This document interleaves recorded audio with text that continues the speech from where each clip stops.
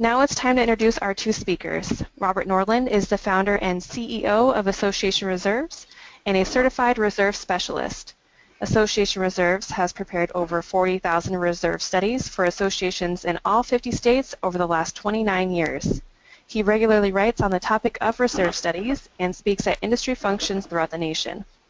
Robert leads our corporate office in Calabasas, California, a suburb of Los Angeles, and supervises technical standards throughout our network of 12 Association Reserves regional offices. Kelly Richardson is co-founder and managing partner of Richardson, Harmon Ober, a law firm with its headquarters in Pasadena, California. Kelly has been serving the growing community industry throughout Southern California for over 25 years and has been an influential voice on community association issues in California and on a national level.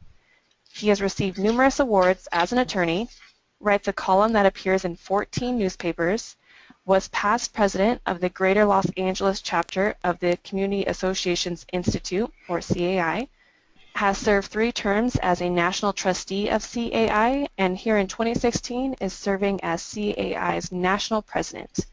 And now I'd like to turn the floor over to Robert Norland. Robert? Well, hello everyone, and thank you for joining us for today's webinar. Kelly, can I get you to give us a hello, please? Good afternoon, everybody. Well, Kelly and I have known each other for a couple of decades now, and I've always respected Kelly's experience and expertise in the field. And now that he's CAI National President, he's got another little star next to his name. But in addition to our bios, Kelly and I share a heart for fixing things, for making things better. And we get a great deal of pleasure when our clients reach that aha moment when they can move on from mistakes or conflicts that bog down their association or that have been bogging them down. In last year's webinar, we talked about things like, well, what was it, board members' role and meeting length, things like that. And in today's session, we'll address a few root causes of conflict that time didn't allow last year. And as Paige said earlier, we want to help our clients to live peacefully and productively in their associations. Kelly's going to start out sharing a few of his insights, but I want to remind you that if at any time you have a question for one of us speakers today, as Paige said a few moments ago, you can simply type that question into the dialog box, similar to what you see on your screen. Kelly and I enjoy speaking to a live audience, so if at any time we have a question for you, we'll ask you to raise your hands, and that's the little hands raised icon there. And let's give that a practice. So grab your mouse and give me a hands raised click if you're ready for us to start the program today. I'm looking up and down the list of names. Excellent. Got a lot of hands up. Okay, I'm going to put hands down. And Kelly, I welcome you, and off to the program. Thanks, Robert, and thanks everybody for joining us today. It's fun and interesting having a large group, and you don't realize how large you are out there, but in looking at the large number of attendees, I appreciate, and I know Robert appreciates, all of you who took the time out to attend this webinar. One of the things that it seems like we're always doing as association managers and attorneys and directors is we're fighting fires. We're so often dealing with problems, but we're responding to the symptom of the problem. We're not dealing with the disease. And one of the things that I'm very passionate about, and the theme today is not dealing with the problems themselves, but dealing with the roots that affect or that create an environment where problems and conflict are more likely. And so just as when you're pulling weeds, you make sure that you get the root of the weed out. You don't just tear the leaves off the top that you can see. We really want to deal with the roots of association conflict. What are the factors, what are the environments and attitudes that germinate and grow into a conflict that then bedevils managers, volunteer directors, and association attorneys. So that's what we're going to focus on today. And as we begin, let's look at what is the role of the board member or the professional manager in a community. As we look at these 3 photographs, some of you may feel that this really does all too often represent how the board looks at its role and how the homeowners look at the board. You're the judges, you're the law enforcement, and you're even the grim executioner. Not very exciting prospect to volunteer for that type of a situation. But let me suggest a very different way of looking at yourselves as volunteers or managers or attorneys that serve common interest communities, and that is as educator, not as executioner or law enforcement, cop, judge, but somebody who is educating the neighbors, educating the fellow board members on a consistent basis. I think the truly excellent community association manager, the truly excellent common interest community attorney needs to recognize that you're always teaching, you're always educating, you're always training. And the better trained and educated communities, the better trained and educated boards, the better community you're going to come up with and the less conflict. So that's the model that I'd like to suggest you look at yourself as within that model as an educator. So now let's, as we've looked about who we are, let's check our attitudes about who they are. What do we assume when we're dealing with conflict with another member of the community or even a director across the board table from us? All too often, we make assumptions that we're dealing with somebody who's truly evil. It's so unfortunate how often people will write me or call me and say, oh, so-and-so is just, they're just evil. They just hate the HOA. They want to tear the association apart. Frankly, I don't know that that's fair. It's not any more logical to assume that the person that calls with upset is a complete demon than to assume that they're a complete saint and everything they say is gospel and needs to be immediately handled. I think the truth is somewhere in the middle, that people start out with certain assumptions and situations and they may become upset, but it's very rare that people come to the board meeting in open forum or sitting around the deliberation table in the board meeting. It's very rare that they don't truly believe they're serving the best interests of the community, that they think they know what is needed.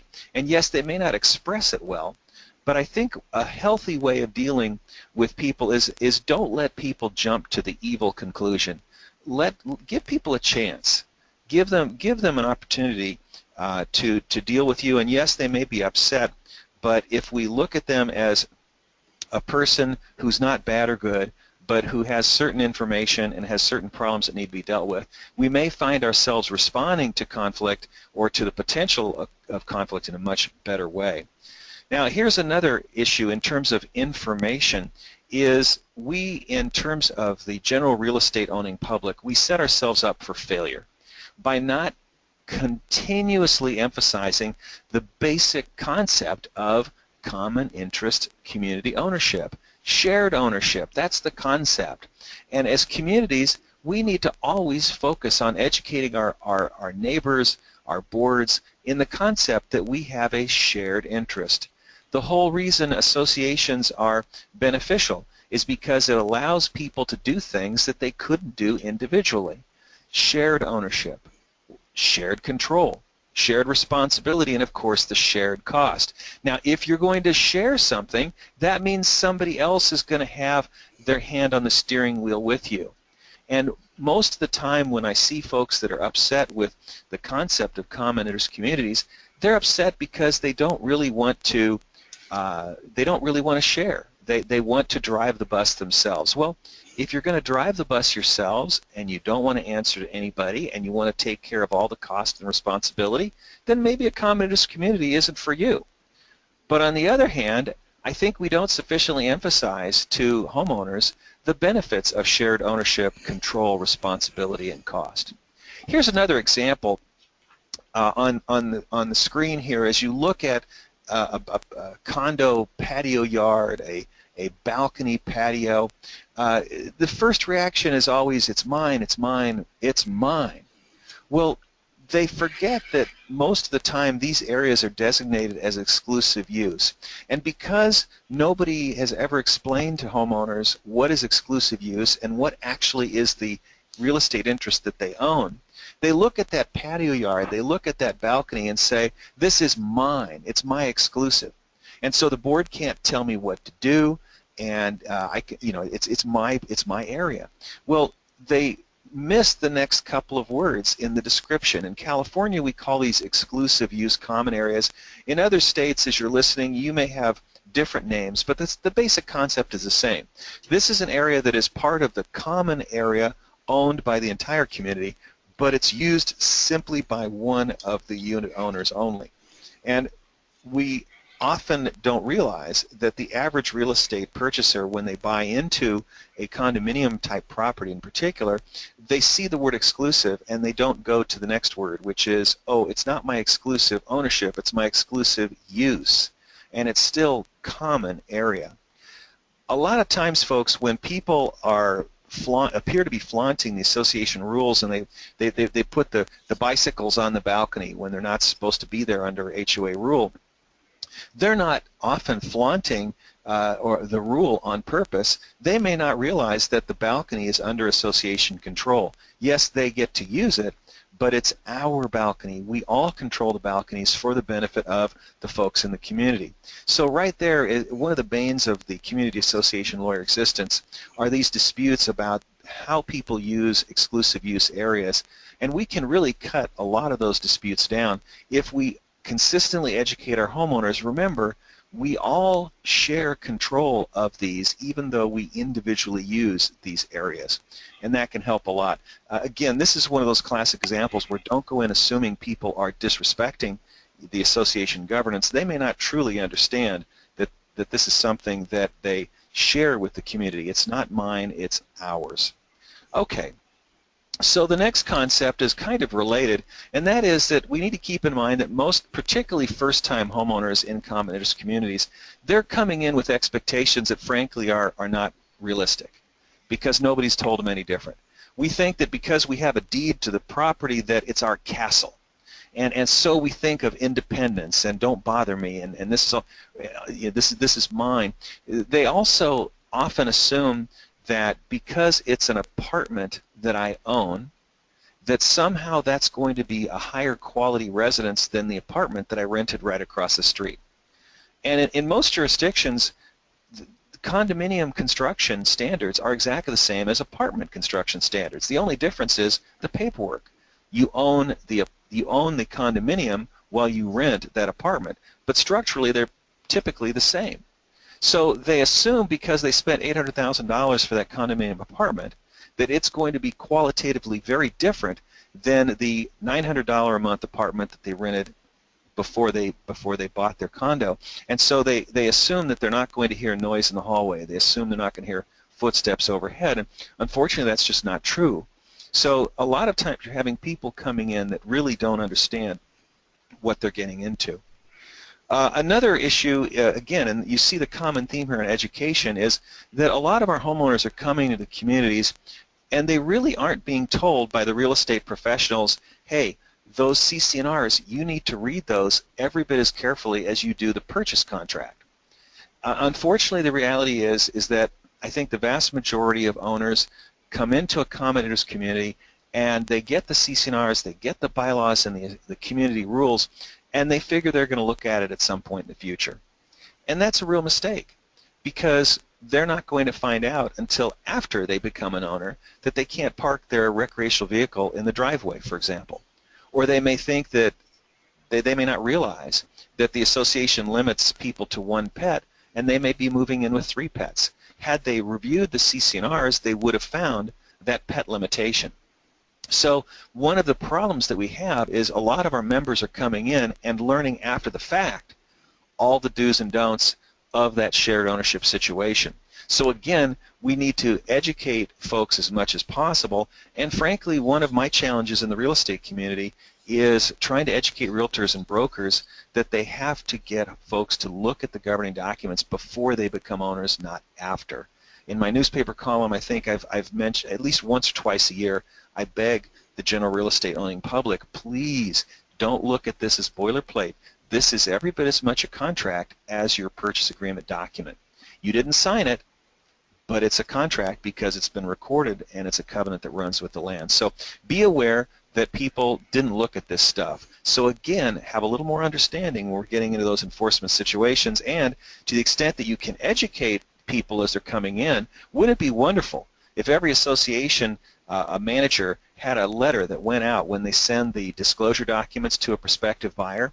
Wouldn't it be great if you had a letter urging the homeowner to carefully read the governing documents before they close escrow? Just a thought.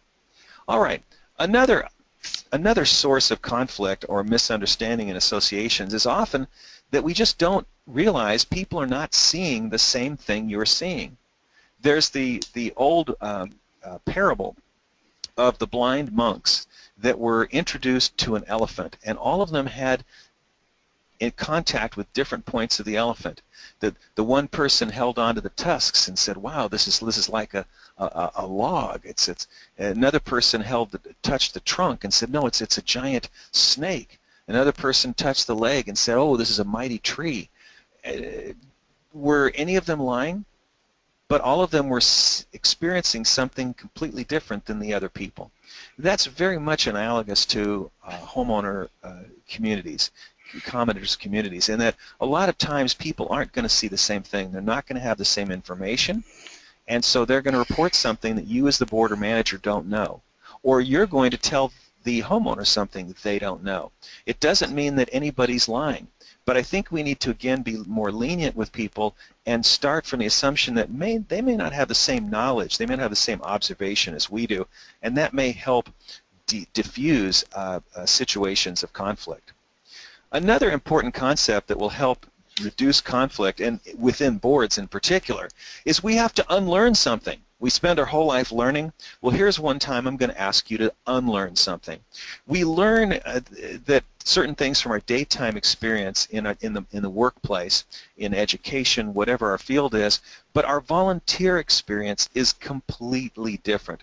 So let's examine the two different paradigms at this time. First of all, let's look at what your day job chain of command is like. We learned from elementary school that teacher is our boss, and teacher has a boss called a principal. And we may learn at some point that even the principal has a boss, and that's the school board. It's all about chain of command. We get our first job at a fast food joint, and we understand there's an assistant manager, and then there's a manager, and everybody has responsibility over something. The chain of command. Well, that's our day job. That's what we learned during the daytime that made us successful in whatever our field of endeavor was. But now let's look at the night job chain of command, because it's no longer vertical. Now it's horizontal. The chain of command starts and stops with the board of directors, a group, no one person. And that's a very, very different style of power. And so we're used to being action-oriented people. We're used to having authority in our day job. But then we come into the boardroom as volunteers, and we have to set aside all that. And we have to set aside our desire to take charge and be action-oriented, and remember that we have 4 other colleagues in that 5-member board, or 6 and 7-member board, or whatever that board size is. We make decisions as a group. The boss is the board, not any one person. Board work is a team sport. It's not an individual event. Some of you may remember the A-team. I couldn't resist. But other examples of team sports. Board work is absolutely not an individual event. It works, and it works well as a team. That's how it's set up. But that's very different from our day job.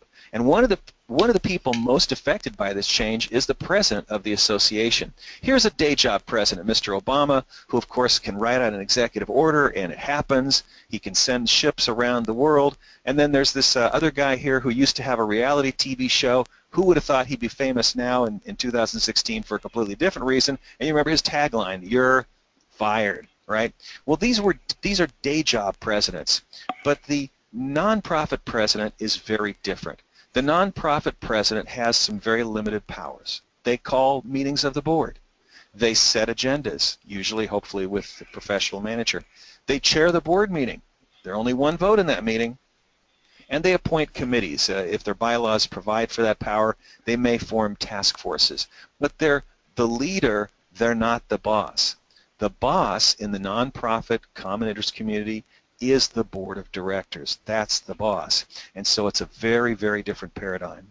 Well, the last thing I'd like to talk about in terms of trying to keep communities healthy and avoiding major conflict and upheaval is recognizing that the Common Interest Community Manager, the Common Interest Community Board, juggles 4 different worlds in that single community. And you may be able to see here on the slide that we've got a picture of a young man who's apparently juggling 4 different worlds, globes. So let's talk about those 4 different worlds as we wrap up my part of the presentation. Common interest communities are simultaneously a corporation, they're a business, they're a real estate project, and a community of neighbors. And each of those characteristics have to be balanced for the community to be truly healthy. Now let's talk about each of these characteristics and what they are. First of all, a common interest community is a corporation. It may not be incorporated, most are, but it's still a legal entity. There are legal processes to be observed. There are legalities that have to be obeyed. There are rules, there are covenants that have to be attended to. And so the formalities are an important aspect. And of course, we lawyers, we tend to talk most about the corporate type issues. But there's so much more than that. There's the business interest. The business interest, we're spending people's money. We're budgeting. We're trying to be prudent with the assessments. We're making sure people pay. It's also a real estate project. We have to maintain, we have to preserve, protect the common areas in the community. And lastly, it's a community of neighbors. These are people that have to live together. So what happens if we over or underemphasize these particular interests, if we get out of balance? Well, the corporate characteristic of an association, what does it look like when it becomes overemphasized, when it becomes too important? Well, the only thing that matters is the letter of the law. For an overemphasis in this area, we're going to make sure we have rules on everything. We're going to try to avoid discretion and words like reasonable. We're going to enforce every single violation of everything. The lawyer's going to be at every board meeting. We're not going to make a move without the lawyer approving it. That sounds horrible. There's not enough lawyers to go around to do that, and who could afford that? That's an awful scenario. What if we underemphasize the corporate legalities? Had an association several years ago came to meet with me, 24 homes, nice folk, and they had some very specific questions. During the course of the meeting, I said, I noted that they were telling me something that they were doing, and I was looking at a particular page in the CC&Rs that specifically contradicted what they were doing, and I pointed out, well, folks, do you realize that your CC&Rs say this and this and this, and you're doing that and that and that? And the president, very, very nice man, turned to me and said, Mr. Richardson, please don't take offense, but our association does everything by agreement. We don't really care what the law says, and we don't really care what the governing documents say as long as we all agree. Well, that's an example, probably an extreme one, of an association that was underemphasizing the legalities, the corporate nature, the formalities aspects of the association. Now, that approach can work great for a little while, but all it takes is one person to begin disagreeing, and then everything falls apart. What about the business aspect? What if it's overemphasized? What does that look like? Well, some of you may have had times where your association was so concerned with the bottom line being the bottom line that anything that cost money was immediately vetoed by the board of directors. And that's dangerous, because when we overemphasize the cost control aspect of the association, then we're not going to want to hire professional managers. They cost money. We're certainly not going to hire a civil engineer to look at that retaining wall, because civil engineers cost money. We're probably not going to be adequately putting money in our reserve account, because, oh, well, that makes the assessments higher, and anything that involves money going out the door we're against. You begin to see, though, how short-sighted that approach is if all we focus on is, I've got to keep the assessments, I've got to keep the budget as low as possible. Now, the other side, what happens when an association underemphasizes the business aspect? Well, there are a couple of ways that happens. I from time to time, see associations that don't bother to get competitive bids. They just go out and they hire somebody they like to do a job. They don't get any consultant to check on the cost control, and the money just flies out the door. That's not fair. Some associations will not want to vigorously collect their assessments because, well, it's a hostile thing. It's a shame to go after people in foreclosure or in court, and we don't want to do that. Well, that's not protecting the business interests of the association. So that's got to be in balance. What about the real estate project? We're going to maintain, we're going to paint, we're going to replace things when they wear out. If we overemphasize that, well, a crude example of that would be we're going to paint everything in the property every 18 months. Wouldn't that look beautiful? Sure, it'd look great. Who can afford to paint everything every 18 months? That's quite extravagant. So we have to balance the real estate project and how beautiful we would like everything to be with economic realities. What about if we underemphasize the care and maintenance of our common area property? Well, oftentimes that's because the association is trying too hard to control costs, and they're ignoring the real cost that things deteriorate, things need to be maintained, and so they let the project go to seed. The last interest I want to talk about is the community interest. The community interest, quite frankly, we lawyers aren't very good at talking about because we're all about the law, the law, the law, the law, but the community aspect of the association is talking about people. We're talking about what is the impact on the neighbors of our decision.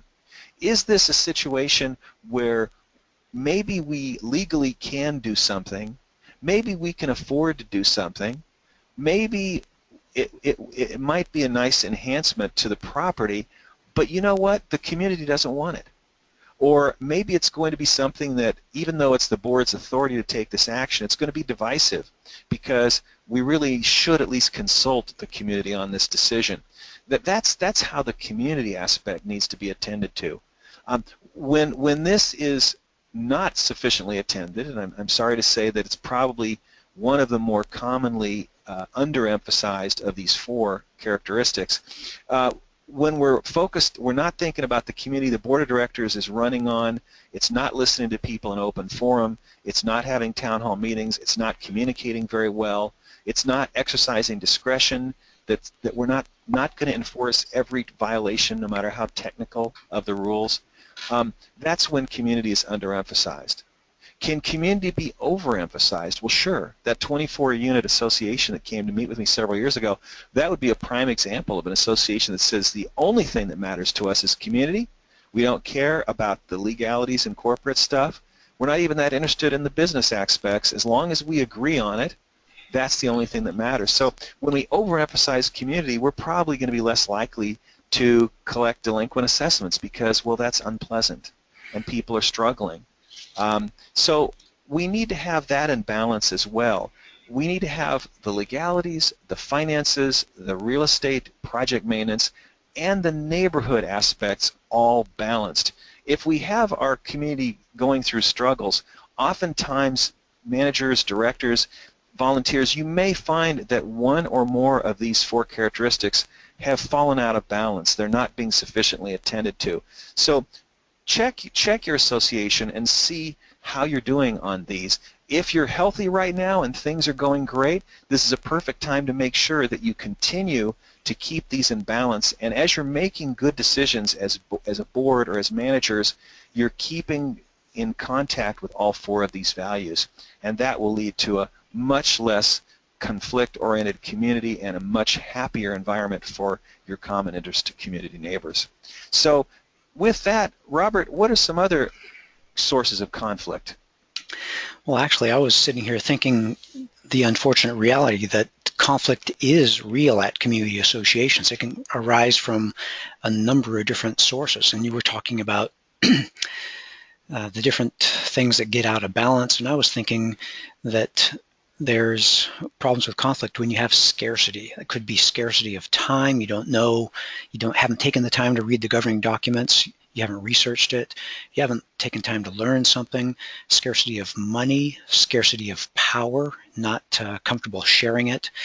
So there's literally a minefield out there. But the great thing is that we've seen enough of these problems that Kelly and I see some adjustments that you can make, and as Kelly said, rebalancing things, some adjustments in what you're actually doing, or maybe some minor adjustments in your mindset, and that doesn't necessarily even take some action, just some words. So there's some things you can do on the financial side of things, and the first off is just beginning to live in reality. There's too many associations that live in fantasy land.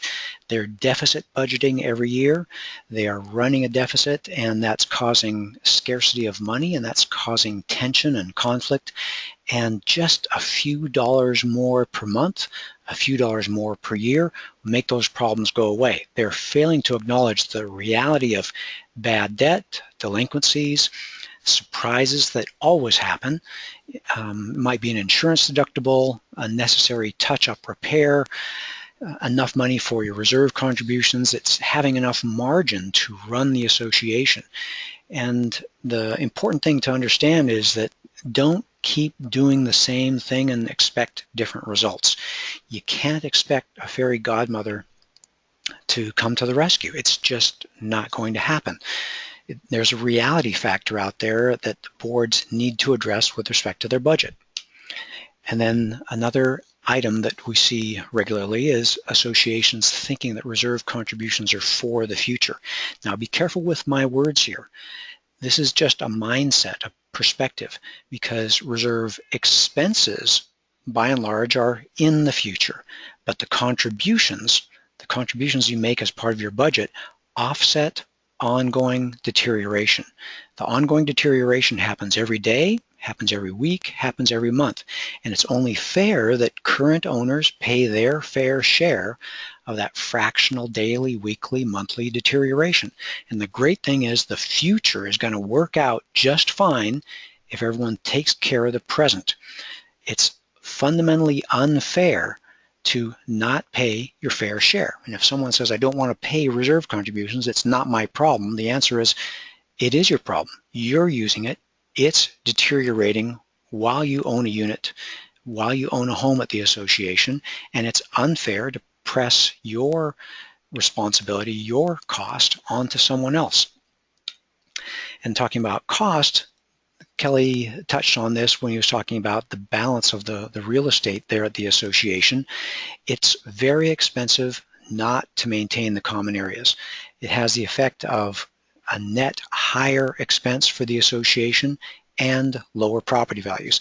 I took a picture here of a gentleman fixing the ironwork railing around a pool perimeter fence. Now, pool perimeter fence ironwork typically costs $6 to $10 a lineal foot to paint. You do that every few years. This gentleman here is getting somewhere between $50 and $80 a lineal foot to do a repair. And the thing is that, so that's a better part of, that's maybe 8 times more expensive than the painting. And after he's done with the welding repairs, the association still needs to paint. It's the same type of thing that goes on with roof care, with asphalt care, deck issues where associations fail to seal or protect the deck. The point I want to make is that proper, timely maintenance, well executed, saves the association money and keeps the association looking sharp, which maintains and maximizes property values. So that's a classic mistake, thinking that you're saving money when indeed what you're doing is actually spending money. Another factor is a source of conflict is thinking reserve contributions are a luxury. You say, that's not for us. We can't afford that. That's something that the other people do, maybe the one percenters. Well, that problem is that that's just not true. As I indicated a moment ago, reserve contributions are the fair way that each owner pays their fair share of ongoing deterioration. So it's a bill as real as any other bill at the association. And paying your bill is not optional. It's something we do as grown-ups in an organized world. Across the country, 30% of associations have a strong reserve fund. This is not the exception. 30% of associations have a strong reserve fund, and it's a very attainable objective. So pay your ongoing cost of deterioration. It's as real as any other bill, and it's not that large of a bill. Reserve contributions for the typical condo here in the US are about as much as a premium coffee per day, anywhere from $2 to $5 per day. So it's really not a lot of money. So when associations come up to me and say, hey Robert, it's great, you've made a real good pitch, but we just can't afford it. And it seems like half the time they're in a nice looking outfit, at an event that costs money to go to, and I'm reminded that the cost of making appropriately sized reserve contributions is just a few dollars a day, and it's a matter of choices. It's not being unable to afford it, it's just choosing to not afford it. And we can all make choices, and what we're here to talk about today is wise choices, helping you make wise choices to minimize conflict at your association. Well, the bottom line is that Kelly and I have been each working as guides for decades, helping our association clients move down, figuratively, the trail, trying to get them towards a successful future. And we see the same root sources of conflict over and over again. That's what caused us to want to do this session, providing solutions. And what we can do here is help you step around a few obstacles, keep you on the main trail, keep you from going off into the bushes and other avoidable obstacles that cause the stress and conflict. Well, we've only, again, briefly touched the surface. I feel another webinar coming on next year this time. So I want to point you to some resources that hopefully can help in the interim. If you go to the Association Reserves website, which is www.reservesday.com, you'll see some resources here, specifically our Learning Center with some written and video resources. You can request a proposal. You can join our email list and get notifications of future webinars like this one, and our newsletter that has good financial helpful hints. And you can also go to the Richardson Harmon Ober Professional Kelly Professional Consultant, Professional Corporation, PC. Right? Yeah, right. Their website. Again, you look at the top and you'll see a news link. Click on that and you can sign up for their newsletter. You've heard Kelly talk about he's in the newspaper. He's got great information on his website. We're here to help you get to a successful future and minimize conflict at your association so you can move on, have maximized property values and success with your association. So on behalf of Kelly and myself, we want to thank you for taking a few minutes to attend our program today. We hope we're able to point out a few helpful tips. Hope that you picked up a few gems that you may not have potentially understood before, or maybe understood incorrectly, so that you can make some minor course corrections, those significant changes that hopefully bring peace and success to your association. And so with the few minutes we have available, I'm going to turn the microphone over to Paige, who's going to serve as our MC for the Q&A portion of our program. Paige. Thank you, Robert and Kelly. As I mentioned earlier, you can ask one of our presenters a question by typing your question into the question box at the bottom of your control panel. Our first question is, our board does not enforce all of the CC&Rs. What can be done to ensure that they stop enforcing some CC&Rs and not others? Selective enforcement? Well, it's not as simple a question as it at first appears. It's very easy to say that associations and their managers should be enforcing all of the governing documents, not just the pages that they like. But at the same time, associations also have, the boards also have the discretion to make reasonable decisions where circumstances warrant to handle things in a way which may not be apparent to some homeowners who think the board is ignoring a situation. For example, I routinely recommend that associations not deal with disciplinary issues out in the public view of the association, that those are handled confidentially, and that the privacy and dignity of the violator is protected. But that often looks to the outside world as if the association is looking the other way. So yes, as a general rule, associations, if you're not going to enforce all of your rules, then maybe some of those rules should be deleted. But on the other hand, don't assume, homeowners, that the board is doing nothing, because a lot of times I'm in the background and I'm writing letters or dealing with the situation and trying to keep it from turning into a court case, and all of that's happening outside of the view and the knowledge of the community at large. Great, thank you. Next question is, does this concept of ownership change much when things like the pool and community center are a leasehold of, say, 25 years versus ownership? Well, I don't customarily see common area amenities under leasehold type arrangements. So I would really want to look more closely at that situation before I make a blanket statement. Generally speaking, if the association has an amenity that it obtains either by lease or by ownership for the benefit of the whole community, then it should be treated as a common benefit to the community. But beyond that, I'd have to look more closely at what that situation is. Okay, next question is, how do you respond to an original owner who did not receive the CC&Rs from the developer until months after closing? How do you respond to them about their violation of CC&Rs, especially when the owner states that he had verbal agreement with the developer? Kelly, these are absolutely fascinating questions. This is what keeps me interested after all these years. Yeah, that's a sad situation because as a legal matter, because CC&Rs are recorded on the property, the owner is deemed to have received them and be bound by them the moment they take title. And unfortunately, because homeowners typically don't know how important those documents are, they don't think to even ask for them before they close escrow. And that's exactly the kind of disaster that can happen where, hey, the covenants are going to bind you even though you didn't get a copy, but now you're going to find out about all the effect on you long after it's too late. So, I mean, as a general rule, realtors need to know this, home buyers need to know this.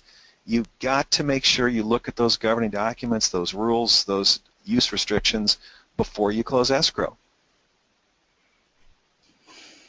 Okay, great. Thank you. And we have time for one last question. And that question is, how should the communications with the association attorney be handled? By the board member to maintain attorney-client privilege, or by the management company representative? Well, typically the answer I prefer is both. The management company representative is answering to the board, and the attorney-client privilege does attach to communications where the intermediary is a necessary party to the communication chain. So the manager is covered by the privilege and is just as required as the board is to protect that. I prefer when an association comes to me for help, I typically ask them, please designate who are my two contact points, one of them being the manager, because the day-to-day questions are really going to come from the manager. But I also ask that a single director, not always the president, sometimes it's a lawyer on the board, but a single person be my board point of contact. And then what I tell the board is that on any significant opinions whatsoever, make sure you all give me your email, because the question or the assignment's going to come from one person, but I'm going to reply to the whole board so that they know what their lawyer is saying. That's how I handle it. Okay, great. Well, thank you, Robert and Kelly. That concludes our webinar. If anyone is interested in a recorded version of this or any other webinar, you can search for it on YouTube or find it on the Association for Reserves website, www.reservestudy.com, and on the Richardson Harmon Ober website, www.rhopc.com. As you exit this webinar, a survey will display. If you could help us out by completing the survey, we'll be happy to email you an outline of the key points Robert and Kelly addressed today. That will also include answers to the questions, including the unanswered ones. I want to thank you all for attending. If you have any questions or if there's any way we can be of service to you, please don't hesitate to contact us. Thank you again. Goodbye.